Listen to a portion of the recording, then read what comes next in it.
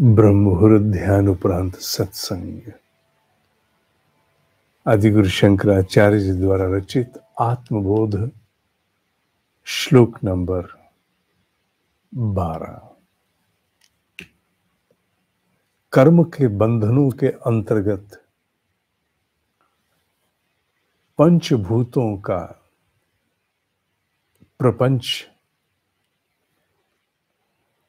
एक शरीर देता है। कर्म बंधनों के अंतर्गत उनके अनुरूप अकॉर्डिंगली पंचभूतों का षड्यंत्र प्रपंच एक शरीर देता है। वो शरीर एक घर है, घरौंदा है,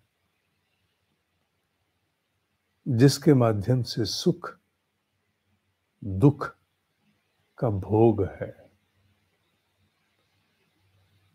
ये तो श्लोक में है, पर साथ ही यही शरीर, यही पंचभूतों की काया आत्म उत्कर्ष का साधन भी है। शरीर के इस महत्व को, इसके प्रकाश को आइए श्लोक के द्वारा देखते हैं। पंचीकृत महाभूत संभवम, पांचों के द्वारा रचा गया। और पांच कौन? महाभूत। यहां महाभूत शब्द को जब सुनो तो पंच कोशों से भी जोड़ देना। यहां केवल पृथ्वी, जल, अग्नि, वायु, आकाश इत्यादि उतने नहीं, इन्हें अपने अन्नमय, प्राणमय, मनोमय, विज्ञान में, आनंदमय के साथ भी जोड़ना। पंचीकृत महाभूत संभवम, ये काया, काया शब्द बाद में आएगा। कर्म संचितम, जो कर्म संचय है उसका भुगतान होना है ना, उसके लिए यह षड्यंत्र रचा जाता है, संभव होता है।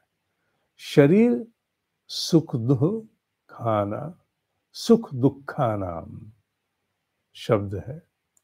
सुख और दुख हेतु भोग आयातनम, आयातनम का अर्थ है घरौंदा। भोग आयातनम उच्यते, जाना जाता है, कहा जाता है, समझा जाता है। कर्म बंधनों के अनुरूप ही पंचभूत अपना एक षड्यंत्र रचते हैं, जो अपने आप में एक विज्ञान है। किस प्रकार के कर्म के अनुरूप कौन से पंचभूत का कौन सा तत्व अपना मुख्य अंश कहां कैसे देता है, ये एक विस्तार है, अलग विस्तार है। पर मोटे रूप से इतना जानना साधक के लिए पर्याप्त है कि कर्म के संचय के अनुरूप ही ये सूक्ष्म और स्थूल में मनुष्य की सृष्टि होती है। ये किसकी ओर संकेत है? अगर कल के श्लोक से जोड़कर देखें तो अब मनुष्य के अस्तित्व के विषय में चर्चा है, उसकी अपनी सत्ता के विषय में उल्लेख है। तो पहला कौन सा है? पहला है शरीर। कौन? शरीर, काया। सबसे पहले काया, ये काया की ओर दिया गया उल्लेख है। मनुष्य के अस्तित्व के तीन अंश मुख्यतः हैं। कल उल्लेख आया था ना कि केवल उतना नहीं जानना अस्तित्व को, उन तीनों में उसके स्थूल शरीर के भी कुछ सूक्ष्म तत्व हैं, और एक सूक्ष्म शरीर भी है। स्थूल शरीर के सूक्ष्म तत्व कौन से हैं? वो जिसे हम यौगिक एनाटॉमी कहते हैं। हमारे भीतर प्राण का अलग सर्किट है ना, जिन्हें हम भ्रमर, गुत्थी, उपत्तिकाएं इत्यादि के नाम से संबोधित करते हैं, जिसके लिए सारे योग आसन, योगासन कोई फिजिकल पीटी थोड़ी ना है।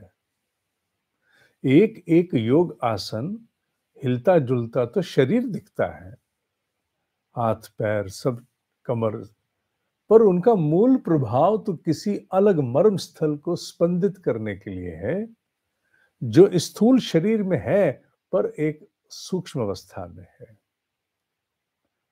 मनुष्य के अस्तित्व के 3 भाग हैं, स्थूल, सूक्ष्म और कारण।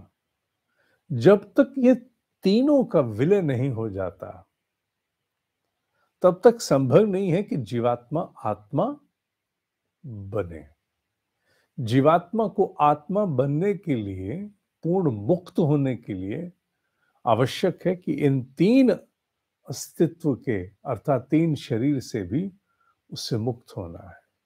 जिसमें पहले का उल्लेख किया, जो कर्म के संचय के अनुरूप पंचभूत, पंच महाभूतों के द्वारा रच के संभव होता है, जिसके द्वारा सुख दुख, कर्म का भुगतान इत्यादि होता है। हाँ, उत्कर्ष भी होता है, मैंने साथ में जोड़ दिया था। और ये घर है, इसीलिए ऋषियों ने प्रार्थना दी है कि शरीर को भगवान का मंदिर मानकर इसलिए क्योंकि इसके द्वारा ही साधना होनी है। ये यम नियम आसन, विशेष रूप से आसन प्राणायाम कौन कर रहा है? शरीर। अगर ये मंदिर साफ नहीं होगा, ठीक नहीं होगा, तो फिर संभव है क्या साधना?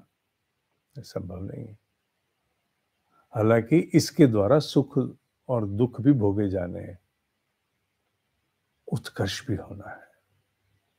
इन तीनों के विलय होने से पूर्व मोक्ष नहीं है।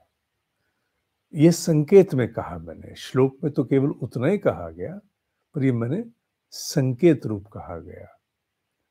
आदिगुरु शंकराचार्य जी की इस महान रचना आत्मबोध के द्वारा थोड़े से अंशों में ही सही, कहीं न कहीं उपनिषदों का दिव्य रस हमें प्रसाद रूप इस वर्तमान सत्संग की श्रृंखला में प्रतिदिन मिल ही जाता है। ओम ही सत्य है, ओम ही सत्य है, ओम ही सत्य है।